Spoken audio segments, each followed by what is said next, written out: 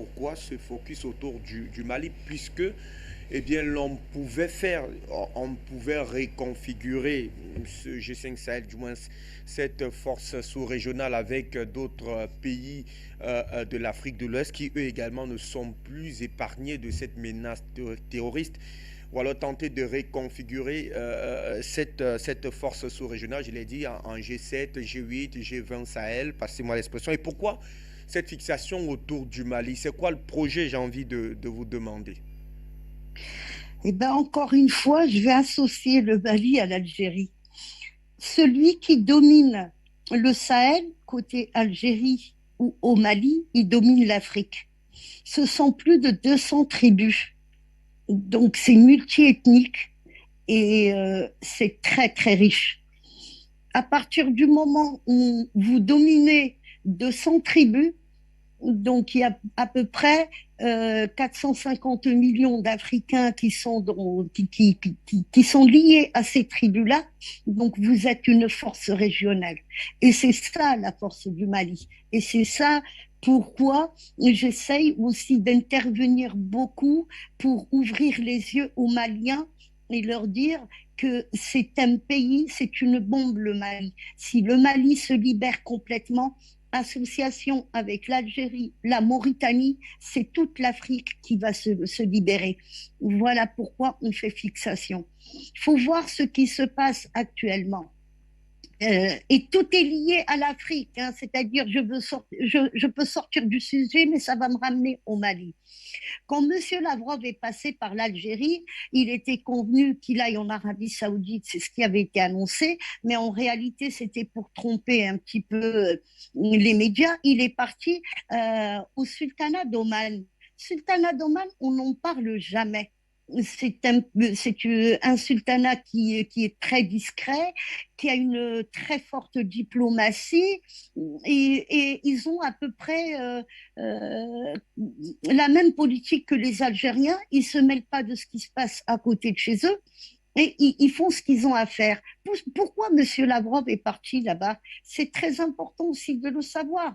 Ce qui se passe, c'est que dans la péninsule arabique, il y a deux accès. Il y a le canal d'Ormuz. Et là, c'est le sultanat d'Oman qui tient, qui a les règnes. Et de l'autre côté, il y a la porte de Mendeb. Et là, il y a les Houthis. Les Houthis sont liés à l'Iran. Donc, la péninsule arabique, ça a été la surprise pour beaucoup de gens que l'Arabie saoudite, tout ça, les Émirats arabes soutiennent la Russie. Donc, la géopolitique est en train de changer, tout est en train de se remodeler au même moment. Au même moment, et ça c'est important que je le dise, au Maroc, il y a le congrès pour lutter contre le terrorisme. Au moment où il y a ce congrès, le terrorisme revient en force en Afrique. Et là, la décision des États-Unis, c'est de redevenir en Somalie pour lutter contre le terrorisme, se déployer en Somalie pour lutter contre le terrorisme. La Somalie, c'est quoi? C'est encore un autre pays déstabilisateur. C'est un pays pauvre où on peut acheter un terroriste pour 20-30 euros.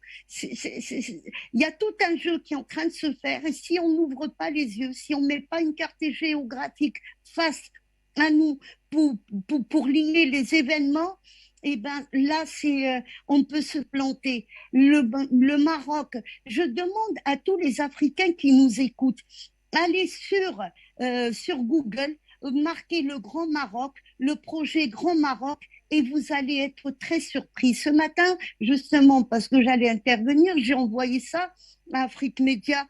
Le Grand Maroc englobe le nord du Mali.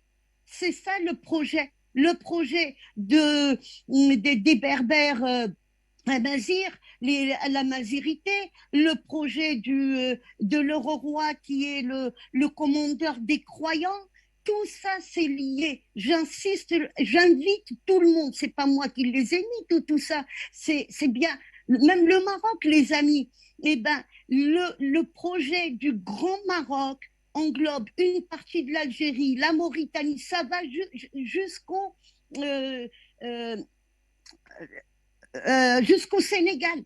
C'est affolant. sachant que le Maroc, encore une fois, est sous protectorat jusqu'en 2056. Donc, où est-ce qu'ils vont nous emmener? Je ne sais pas. Mais en tous les cas, ce qui se passe à l'est et à l'ouest du continent, c'est pour étrangler les pays qui se sont alignés à la Russie. Et de l'autre côté de la péninsule arabique, il y a les Américains qui essayent de maintenir leur pouvoir. Donc tout est lié. Ils sont dans une crise extraordinaire et il faut qu'ils s'en sortent. Pour qu'ils puissent s'en sortir, je parle de l'Occident, États-Unis et leurs alliés, l'OTAN. Et ben pour qu'ils puissent s'en sortir, il faut que l'Arabie saoudite reste derrière et vend son pétrole et son gaz en dollars. Et il faut qu'ils aient des marchés au sultanat d'Oman et il faut qu'ils investissent l'Afrique et qu'ils continuent à appauvrir l'Afrique. Mais encore une fois, je vous en supplie, allez sur Internet et cherchez ce que c'est que le projet du Grand Maroc et vous allez comprendre le mal africain d'où il vient. C'est très important ce que je suis en train de dire. Tout vient de là. Tout vient de là parce que le Maroc n'est pas souverain. Il est sous protectorat. Il y a des vidéos qui existent de la télévision française de 1955 et 56. Donc, si on recherche les accords d'Aix-les-Bains, on les trouve même en vidéo, ce que les ministres français ont dit à l'époque. Et si on cherche aussi le traité de la Saint-Saint-Cloud qui date de 1955, on comprend ce qui se passe actuellement en Afrique. Ça, c'est important. Donc, tous ceux qui m'écoutent, je les invite à faire des recherches et ils verront beaucoup plus clair et ils comprendront pourquoi le Mali est visé. Le Mali, ils veulent le rattacher au Maroc.